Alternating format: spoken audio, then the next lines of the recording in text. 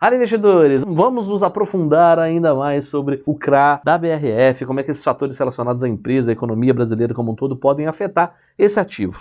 Bora lá? Vamos lá analisar primeiro o carrego de dólar na primeira série, comparar essa oferta com outros bonds diferentes, relembrar um caso negativo na história da empresa e analisar qual o impacto das políticas tarifárias do governo Trump em todo esse cenário. E obviamente no final vamos dar a nossa segunda opinião, né, a opinião da Duop sobre esse ativo. Beleza? Essa emissão da BRF, ela traz a primeira série, a gente explorou isso no nosso segundo vídeo, atrelada ao dólar, né? Isso sempre traz uma certa aclamação aí por parte dos investidores, como se toda aplicação atrelada a dólar, uma moeda forte, fosse garantia de rentabilidade. Mas o pessoal esquece de um ponto importantíssimo. O custo dessa posição é o CDI, o nosso maratonista queniano. A gente já tem um vídeo falando sobre isso, explicando isso aí. A série, ela vai remunerar o dólar, né, a remuneração do dólar, mais um cupom de 6% ao ano. Vamos bater na tecla que a gente já ressaltou em vídeos anteriores, mas é sempre bom lembrar, é bem verdade que o dólar é uma moeda mais estável, sim, menos arriscada que o real, do ponto de vista de diversificação. Até a gente considera importante, mas do ponto de vista de rentabilidade, faz sentido? E uma resposta é que nem sempre. E isso tem um porquê. A gente sempre deve levar em consideração o diferencial de juros entre Brasil e Estados Unidos, entre os dois países.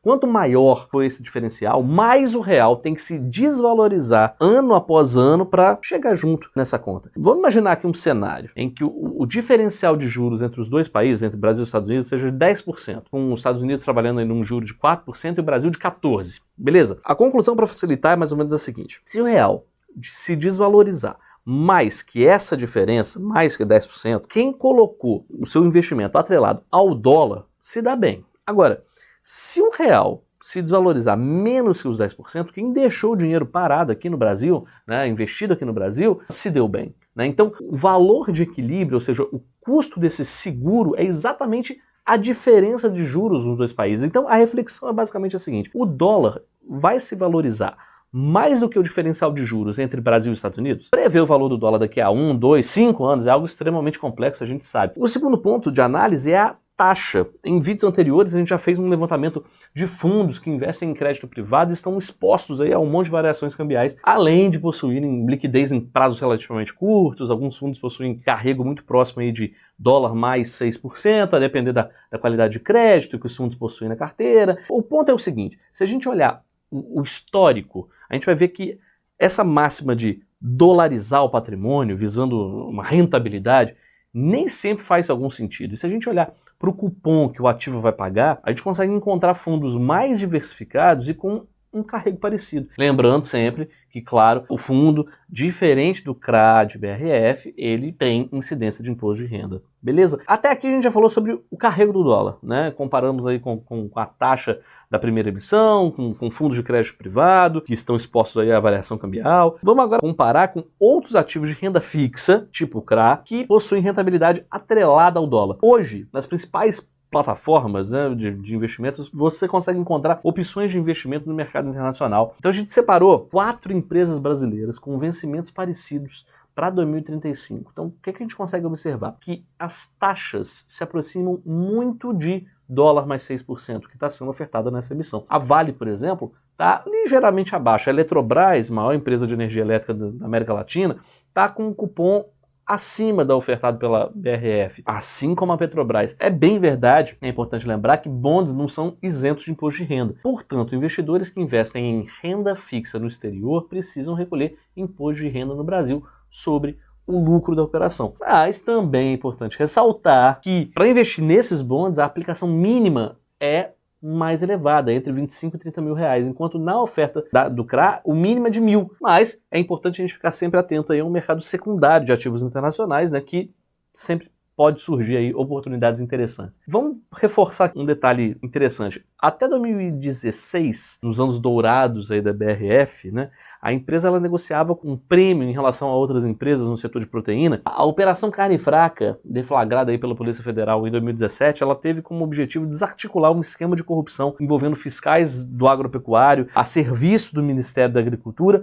e donos de frigoríficos, de acordo aí com a PF, na Polícia Federal, os fiscais investigados na operação, eles recebiam propina das empresas para emitir certificado sanitário sem fiscalização efetiva da carne. Ao todo, 21 frigoríficos foram investigados na operação. JBS e a BRF estavam entre as empresas envolvidas nessa operação. Em 2022, depois de 4 anos de negociações, a BRF firmou um acordo e pôs fim ao processo, um montante de quase 600 milhões de reais já pago com crédito tributário e, claro, com desembolso de caixa. O Abílio Diniz, famoso empresário, ele foi presidente do conselho até 2018 e em 2021 vendeu sua fatia para a Marfrig. Não há bem que nunca se acabe, mas também não há mal que dure para sempre, mas é bom ficar atento. Saindo lá de 2016 se transportando para agora, para 2025, o presidente Trump anunciou no começo do mês de abril um novo conjunto de tarifas sobre produtos importados de vários países. O Brasil vai enfrentar apenas o aumento de tarifas de 10%. Os Estados Unidos é um importante parceiro comercial, se tornou um destino relevante para as exportações brasileiras de carne bovina, mas o impacto sobre as exportações brasileiras pode ter um impacto relativamente limitado. Primeiro por uma questão de demanda, né? O ciclo bovino norte-americano está enfrentando uma forte baixa e por esse motivo provavelmente vai continuar aí dependendo das importações para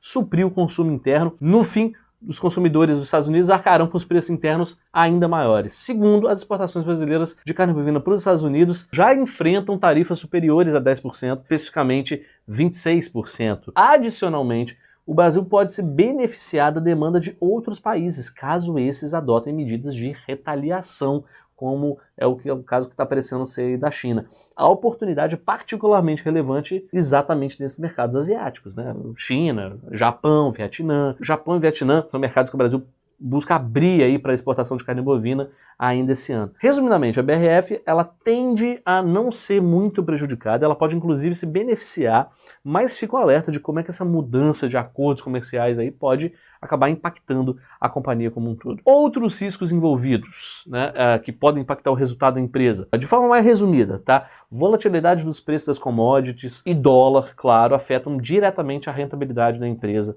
Embargos sanitários, questões aí geopolíticas podem acabar ameaçando, de certa maneira, as exportações, levando à queda de volume de mercado internacional. Ciclo curto da proteína de ave pode levar a um certo descasamento entre oferta e demanda e acabar prejudicando a rentabilidade do setor. Falando isso tudo, analisando isso tudo, vamos à nossa segunda opinião sobre esse ativo, sobre esse investimento. Para isso, vamos relembrar alguns pontos que a gente levantou aí durante a nossa sequência de vídeos, tá? A BRF ela foi fundada em 2009, através da combinação de negócios entre Sadia e Perdigão. Até 2021, a maior parte das ações da empresa estava nas mãos de acionistas, sem uma posição relevante, ou seja, traduzindo de uma forma mais objetiva, a empresa não tinha um dono, não tinha um acionista controlador. Isso, do ponto de vista de governança, acabou se tornando meio catastrófico para a empresa. O Abílio Diniz foi um dos presidentes do Conselho de Administração durante 2013 até 2018, mas nem tudo ocorreu muito bem, né? O Abílio Diniz, o empresário, ele foi alvo de duras críticas por parte dos fundos de pensão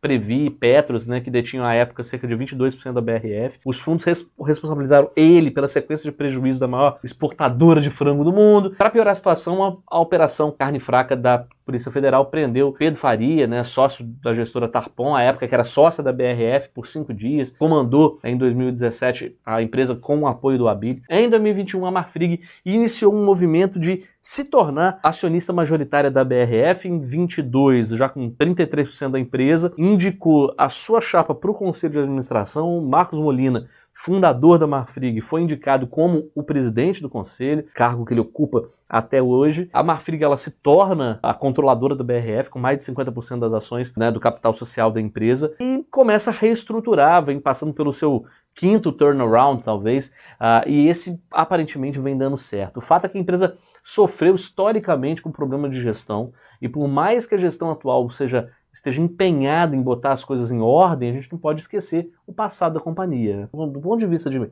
métricas financeiras, a trajetória de recuperação da BRF, sob essa nova direção, uma visão mais estratégica, né, iniciada em 2022, ela resultou em lucro, o EBITDA recorde. Em 2024, a empresa apresentou o melhor desempenho operacional, o melhor desempenho financeiro da história. A alavancagem da empresa desceu de 2,01 vezes, né, em 2023 para 0,79 em 2024, o que é ótimo. Acontece que esse é um mercado cíclico, né, e que nos últimos tempos tem apresentado resultados bem positivos. positivos. Então, fica a dúvida se esses resultados positivos foram frutos dessa reestruturação de gestão ou se simplesmente refletiram os resultados positivos do setor como um todo da empresa. Ou seja, nos próximos anos, havendo essa reversão de ciclo positivo, se acontecer, a gente consegue ter uma noção mais clara do quanto essa reestruturação efetivamente surtiu de efeito nos resultados financeiros da empresa. Mas vamos ao nosso decreto, ao nosso veredito. O investidor ele tende a participar dessa oferta basicamente por dois motivos: o carrego da dívida ou uma tentativa de venda antecipada dessa posição com lucro, por conta de uma possível marcação a mercado positiva.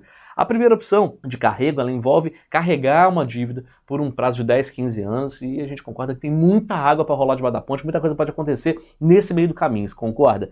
Ainda mais por uma dívida que não tem garantia, vamos lembrar disso. A segunda opção é realizar uma saída antecipada, por conta de uma possível marcação a mercado positiva do preço. Se esse é o seu objetivo, se for esse, a gente acredita que faça sentido fazer esse movimento via título público, que possui mais liquidez e, dependendo do vértice, ele também possui uma duration maior, possibilita até um lucro maior. E um outro ponto que merece atenção é a sobreposição no setor. A gente viu recentemente ofertas de Marfrig, de Minerva no ano passado, a própria JBS, várias ofertas de crédito de endividamento, então é importante ficar atento com essa exposição à dívida de todo o setor dessa empresa como um todo. Por isso, por todos esses fatores, a gente fica um pouco reticente em relação à participação, a entrar, a investir nessa oferta. Beleza? Gostou da nossa análise? Então continua acompanhando a gente aqui, que a gente está sempre trazendo novas opções, novas ofertas de investimento para você. Até mais!